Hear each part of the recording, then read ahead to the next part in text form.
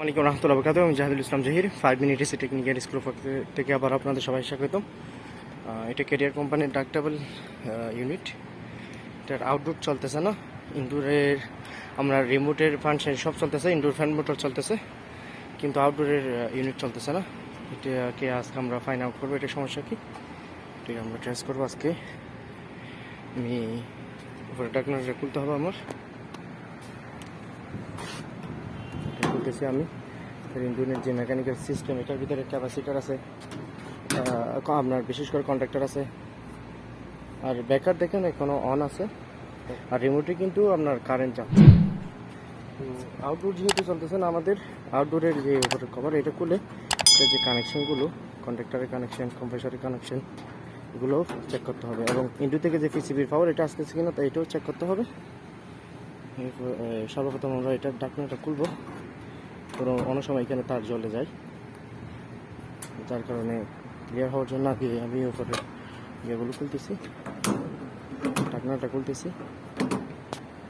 এইরকম ডাক্টেবল ইউনিট হোক বা স্প্লিট এসি হোক, যদি আউটডোর না চলে তাহলে আপনারা ঢাকনা খুলে চেক করবেন। সেফটির জন্য আপনার এসপিএল লাগানো থাকে, যদি গ্যাস কম থাকে তাহলে কিন্তু আউটডোর চলবে না। এসপিএল সুইচ কিন্তু আপনার আউটডোরকে আপনার অফ করে রাখবে, আপনি চেক করবেন।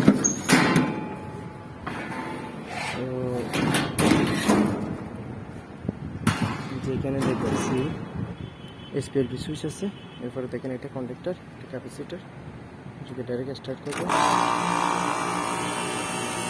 দেখেন আমার কম্প্রেসর চলতেছে কিন্তু ফ্যান চলতেছে না, যার কারণে আমার এসপিএল কিন্তু ইউনিটটাকে বন্ধ করে দিচ্ছে।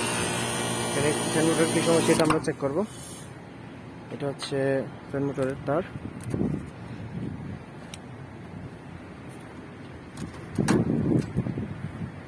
কম্প্রেসর চালু আছে, মোটর বন্ধ ছিল, যার দেখেন যে হাই প্রেশার সুইচ লাগানো আছে, এসপি সুইচ, এর কারণে ইউনিট অফ হয়ে যাচ্ছে।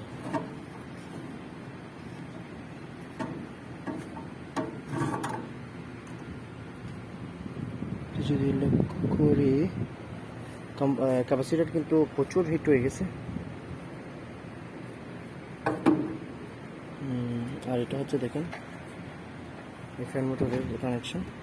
ক্যাপাসিটার একটু ডাউট লাগতেছে, ফুলে গেছে, আর এটা যেহেতু ফ্যান মোটর চলতেছে না, তো সেই হিসাবে কত অ্যাম্পিয়ার নিচ্ছে এটা চেক করবো।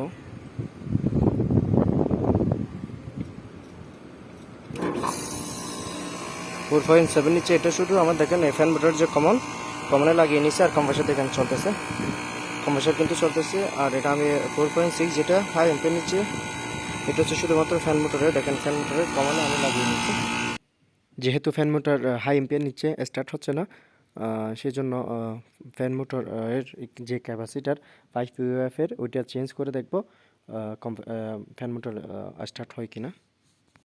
এটার নতুন ক্যাপাসিটার লাগিয়ে নিয়েছি, এখন এটাকে আমি ডাইরেক্ট কন্ট্রাক্টরের ফেস করে আমি এটা দেখবো এম্পিয়ার কত নিচ্ছে।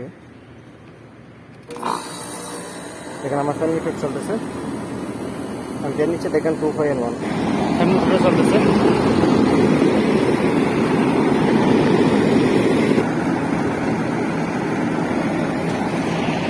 দেখেন এটা হচ্ছে ইউনিটের এম্পিয়ার নিচ্ছে, দেখেন খবরটা লাগিয়ে দিল।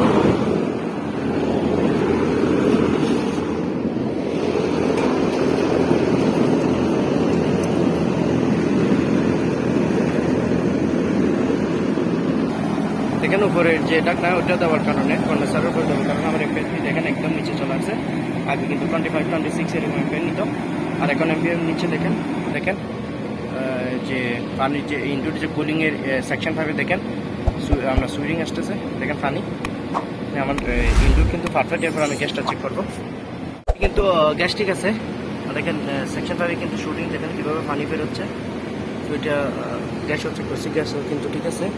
এটা সমস্যা ছিল ওই ফ্যান মোটর না চলার কারণে, সুইচ কিন্তু আপনার ওই কানেকশনটা কিন্তু যেটা থেকে সিগন্যাল আসছে ওটা কিন্তু কাট করে দিত, এটা যার কারণে পাওয়ারটা কন্ট্রাক্টরে যেত না, তো সেই জন্য আপনার আউটডোর চালু হতো না। সেভাবে এই সমস্যা ছিল, আমি নতুন ক্যাপাসিটার অ্যাড করছি, এটা চলে গেছে।